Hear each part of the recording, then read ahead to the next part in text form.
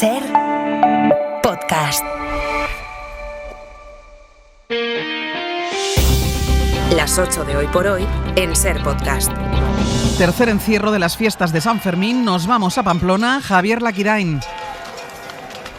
Tercer encierro Sanfermines 2025 con ganadería. Ya están de los 6 animales de la ganadería en la calle de Santo Domingo. Han salido por detrás de los mansos que comandan la carrera. Llegan ya al encuentro con los corredores, pasan por debajo de la hornacina. Como decimos, los mansos por delante en una veloz carrera. Los animales, ninguno de ellos negros, como decíamos al principio, subiendo a toda velocidad por la calle de Santo Domingo. Los corredores y ya comienzan a llegar a la zona alta de Santo Domingo, efectivamente. Ojo, porque viene uno de los toros muy adelantado, uno castaño, va ganando posiciones con el toro Polvorillo en media posición y los 3 toros castaños cerrando la manada detrás de los cabestros ya llegando a Mercaderes, Jaime. Y ya llega ese castaño a Mercaderes enfilando la manada, carrera muy veloz.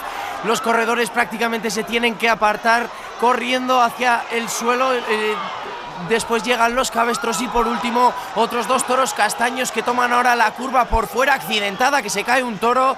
Se separa la manada y siguen para arriba con un castaño. Ojo a la entrada de estafeta, ojo a la entrada de estafeta, que uno de los mozos ha quedado enganchado con ese toro castaño que lo ha llevado arrastrando durante unos metros. Ojo, escenas de peligro porque ahora mismo hay 2 toros, 2 de los castaños que están abriendo la manada en esa mitad de la calle estafeta a la altura de la bajada de Javier. 1, 2, 3 toros son los que abren la manada. El cuarto, el quinto han adelantado ya los cabestros, con lo cual está permitiendo que los mozos, pese a la elevada velocidad en las carreras, se puedan intentar poner. Vemos ya la manada entrando en el tramo de Telefónica. Como dices, ese toro castaño que va encabezando la manada junto a un cabestro. Ojo que le están pasando la manada encima a un corredor que se ha quedado en el suelo. Que no se levante porque viene todavía bastante manada, pero continúa bajando ahora hacia el tramo del callejón de la plaza. Creo que van todos.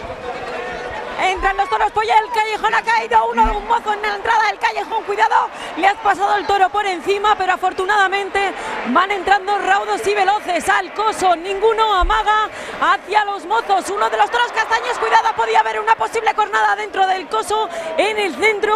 Ahora sí, toda la manada siguen entrando todavía más mozos. El último de los mansos se aproxima también a entrar. Todos los animales en chiqueros, Laki. Pues ya están llegando, a ver si están los 6, sí, los 6 toros de Álvaro Núñez ya están dentro de corrales, por lo tanto, este tercer encierro Sanfermines 2025 con un tiempo de 2 minutos y 21 segundos. Hoy por Hoy Noticias. Ser Podcast. Hola, muy buenos días. Pocas veces toda la energía de una legislatura se ha concentrado en un solo pleno, en un momento concreto de esta forma. Una ocasión que, sin ser una moción de censura ni una cuestión de confianza, ha ido adquiriendo un poco de carácter de ambas. Una sesión que, sin ser un pleno de investidura, tiene para algunos de los grupos el carácter decisivo de un sí o un no. Hasta aquí llega el gobierno con una mochila cargada de las dificultades que ha sorteado en estos años, pero sobre todo con el peso de los escándalos de las últimas semanas, que ha extendido una sospecha de corrupción y de falta de control dentro del Partido Socialista.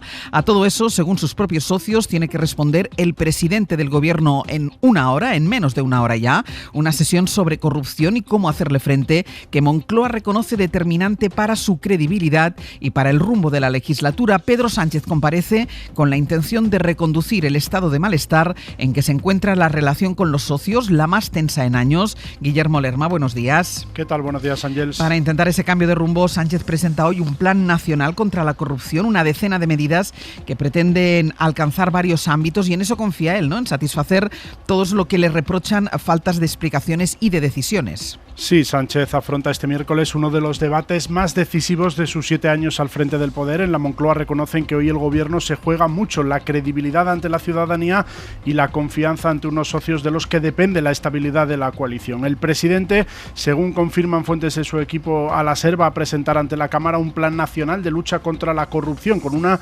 decena de medidas que afectarán principalmente a 3 ámbitos: empresas, partidos y administración. Un paquete con reformas de leyes concretas, compromisos políticos y la creación de un nuevo organismo específico para prevenir todo ello, comportamientos corruptos. El PSOE busca minimizar los riesgos, no quieren en el Ejecutivo salir del Pleno hoy con una imagen de mayor debilidad, y por eso en las últimas horas los socialistas han compartido las propuestas con Sumar. De hecho, en la Moncloa aseguran que han recogido buena parte de las propuestas planteadas por los de Yolanda Díaz. El Ejecutivo lleva 3 semanas buscando ideas entre las recomendaciones de organismos internacionales como el Greco o en países de nuestro entorno con unos índices más bajos de este tipo de delitos. El PSOE espera un pleno de alto voltaje, pero confía en que los socios no escenifiquen una imagen de ruptura total. Dicen en el Gobierno que están convencidos de que tanto Sumar como el resto de partidos verán en ese plan un gesto decidido de superar la crisis abierta por la entrada en la cárcel de Santos Cerdán. Hasta luego, Guille. Hasta luego. Al Pleno pues llega Sánchez arrastrando la desconfianza de los socios que se han visto ante el dilema de dejarle caer y sufrir una alternativa que consideran peor, la posibilidad de un gobierno con una ultraderecha fuerte, o apoyarle y sufrir el desgaste de la corrupción del PSOE, especialmente Sumar, que se sienta en la mesa del Consejo de Ministros. Y que se ha ido agarrando a una sucesión de declaraciones, enfados y muecas, en la convicción de que son los gestos los que en ocasiones como estas pueden hacer algo la diferencia. Sergio Soto, buenos días. ¿Qué tal, Ángeles? Buenos días. Calculando esa distancia de ni demasiado lejos ni demasiado cerca, Sumar decidió ayer que sea Yolanda Díaz quien responda hoy a Pedro Sánchez en la tribuna del Congreso con un tono crítico. Una fórmula poco habitual, vicepresidenta contra presidente.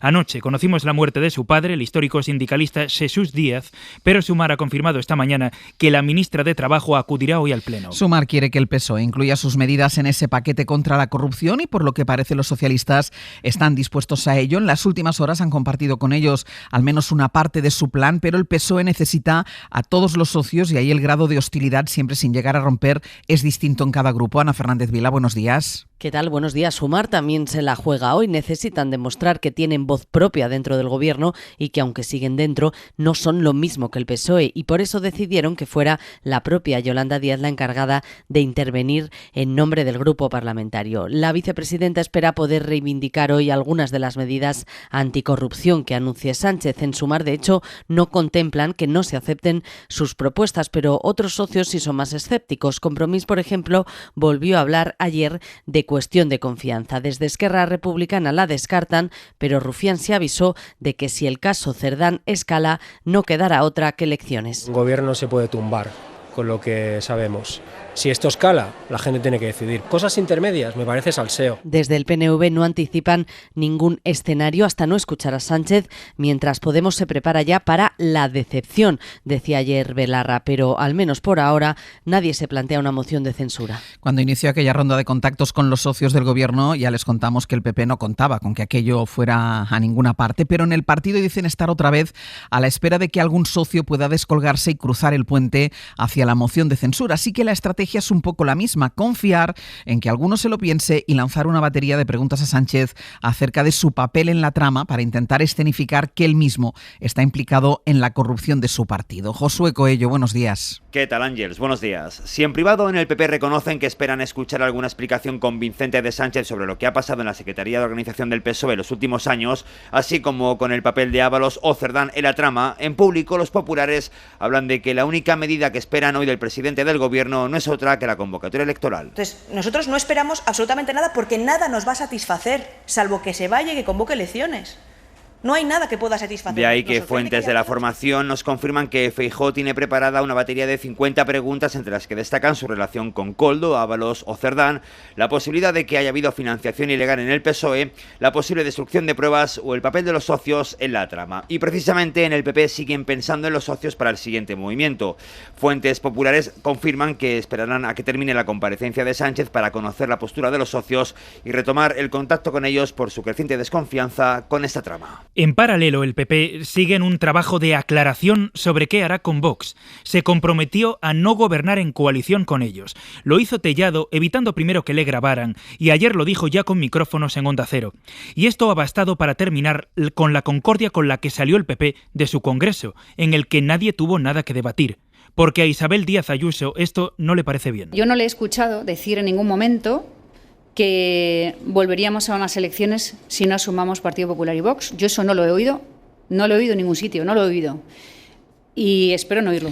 Dice también Ayuso que el gobierno alimenta la inmigración ilegal para saturar servicios públicos y reventar el país. Lo dice justo cuando su partido endurece su postura, sobre todo en este asunto, y cuando Vox ha propuesto expulsar a 8 millones de personas, incluidas las que han nacido en España de padres extranjeros. Ayer se quejó Vox de que no habíamos entendido su propuesta y la matizó así Pepa Millán. España va camino de convertirse en Francia si no revertimos la situación o procedemos a un proceso, valga la redundancia, de repatriación de los que han entrado aquí de forma ilegal. Hemos llegado a una situación en la que es muy difícil hacer un proceso quirúrgico para separar a la gente. Y la política de Vox en cuanto a la inmigración siempre ha sido la misma. Inmigración legal, ordenada y de acuerdo con el contexto económico, social y cultural. Un proceso quirúrgico y cultural, dice, que es clave porque Vox habla de deportar a quienes, según su criterio, no se hayan adaptado a nuestro país. En un momento actualizamos la situación en el incendio que golpea el Vallebra en Tarragona. Hoy por hoy noticias. Ser Podcast. 18.000 personas siguen confinadas en 9 municipios de Tarragona por el incendio que ha calcinado ya más de 3.200 hectáreas. De momento, los bomberos han logrado evitar que se adentre de nuevo en el Parque Natural dels Ports, y eso es clave porque de ocurrir, dicen los expertos, que se complicaría la extinción y todavía ardería durante varios días más. La clave de nuevo es la fuerza y la dirección del viento. Última hora, Radio Tarragona, Eva Hidalgo, buen día. Buen día, el incendio continúa activo, pero los bomberos esperan estabilizarlo en las próximas horas. Continúan trabajando para acabar de asegurar el perímetro de 44 kilómetros y algunos puntos aún abiertos. Ahora hay más de 400 efectivos trabajando, 90 vehículos, con el refuerzo de la UME, a los que se sumarán también los medios aéreos en breve. Continúa el confinamiento en 9 municipios. Llevan así desde el lunes por la tarde y no podrán salir hasta que la situación no mejore. Protección Civil está decidiendo ahora cómo hacer esta desescalada una vez se estabilice el fuego. Aparte, en Xerta, 4 personas de la decena de evacuados de casas aisladas han dormido en una sala municipal habilitada por el ayuntamiento. También en Francia, varios incendios simultáneos han hecho arder más de 3.000 hectáreas, aunque el que más preocupa es el de Marsella, que ha obligado a evacuar a 400 personas y a cerrar el aeropuerto de la segunda ciudad del país hasta anoche. La situación ha mejorado después de que, como anunciaba el ministro del Interior, el viento se debilitara y, decía él, esperamos poder controlarlo. La causa ha sido un coche que empezó a arder en la autopista y otro fuego en Narbona obligó ayer a cerrar también la autopista fronteriza con España, pero anoche se dio por estabilizado. Hoy por hoy noticias. Ser Podcast. Fuera de España, la principal novedad está en las palabras siempre matizadas del primer ministro israelí Benjamin Netanyahu. Que anoche se reunió de nuevo con Donald Trump en la Casa Blanca, esta vez a puerta cerrada, pero ante los periodistas declaró que acepta su propuesta de alto el fuego para Gaza. Es una buena propuesta y estamos acercándonos, dijo al salir del Capitolio. Cree Netanyahu que se aproximan a lo que llama la oferta original de Estados Unidos, pero a continuación aclaró que no piensa renunciar a sus objetivos en Gaza. Dice que terminarán el trabajo, liberar a los rehenes, eliminar y destruir las capacidades militares y de gobierno de Hamás, porque Gaza, dice, debe tener un futuro diferente. Y Bruselas presentó ayer el informe del Estado de Derecho en los países miembros, un texto que se esperaba pudiera ser crítico con la ley de amnistía, pero que se ha limitado a recoger la validación del Tribunal Constitucional y a recordar que es un asunto judicializado en Europa, donde ha puesto su foco esta vez, en el caso de España, es en la corrupción. Ha pedido agilizar las investigaciones, advierte de los riesgos del sistema español y afea al Gobierno no haber impulsado una estrategia nacional contra la corrupción. Corresponsal comunitario, Enrique García Pozo, buenos días. ¿Qué tal? Buenos días. El informe reprocha al Gobierno que no haya impulsado la Estrategia Nacional de Lucha contra la Corrupción, algo previsto para septiembre de 2024 en la Ley de Protección del Denunciante. Y aunque reconoce avances como la elaboración de una Estrategia Nacional contra el fraude, considera que la ausencia de esa Estrategia Nacional corre el riesgo de generar una supervisión insuficiente de las medidas anticorrupción. La Comisión Europea subraya que la contratación pública, la financiación de los partidos políticos o los proyectos de infraestructuras son sectores con un alto riesgo de corrupción en nuestro país, por lo que Bruselas insta a España a agilizar las investigaciones por corrupción y culminar la reforma de la ley de enjuiciamiento criminal. El informe cita el caso Ábalos, aunque sin poner su nombre, recoge el procesamiento de un antiguo ministro por posible corrupción relacionada con la pandemia. El informe no entra al detalle de la ley de amnistía, se limita a señalar que ha sido avalada por el Tribunal Constitucional, aunque resalta que hay abiertas causas prejudiciales en los tribunales comunitarios. Pues nubes del exterior está también la visita de Emmanuel Macron al Reino Unido, la primera visita oficial de un líder europeo desde el Brexit. El presidente francés se encuentra en el país para mantener una cumbre bilateral con Keir Starmer, en la que tratarán sobre todo de asuntos relacionados con la inmigración y la defensa. Londres, Lucas Font. La visita de Macron supone un nuevo paso hacia adelante en las relaciones entre el Reino Unido y Francia, una visita en la que los dos países pretenden acercar posturas en materia económica, energética y militar, y en la que gran parte de la atención estará puesta en un posible pacto migratorio. La esperanza de una vida mejor en otro lugar es legítima, pero no podemos permitir que las redes criminales exploten esas esperanzas con tan poco respeto por la vida humana, ha dicho el presidente francés en su discurso en el Parlamento británico. El primer ministro Keir Starmer confía en cerrar un acuerdo que permitiría devolver a Francia a los inmigrantes que lleguen de forma irregular al país, a cambio de aceptar a los solicitantes de asilo que tengan vínculos familiares en el Reino Unido. Los dos líderes tienen previsto abordar este asunto hoy miércoles en una reunión previa a la cumbre bilateral del jueves, una cumbre en la que el presidente francés también tratará de presionar al primer ministro para avanzar hacia el reconocimiento del Estado palestino y en acuerdos de movilidad con la Unión Europea. Endesa y Iberdrola han abierto una guerra judicial por los residuos nucleares. Reclaman al gobierno 778 millones por la subida de las tasas que les cobran para la gestión de los desechos. Adela Molina. Endesa ha sido la última en sumarse a las reclamaciones por la tasa de residuos radiactivos. Fuentes de Transición Ecológica confirman que han recibido una reclamación patrimonial y añaden que su defensa ya está en manos de la Abogacía del Estado. La reclamación, avanzada por el diario El País, se añade a la que ya presentó Iberdrola en los tribunales a finales de febrero. Ambas empresas, según este diario, piden 778 millones por la subida de las tasas para gestionar los residuos de las centrales nucleares. Este nuevo frente se abre en un momento en el que las dos compañías, que son propietarias junto a Naturgy y EDP de las 5 centrales nucleares que funcionan en España, están planteando al gobierno reabrir la negociación sobre el calendario de cierre acordado en 2019.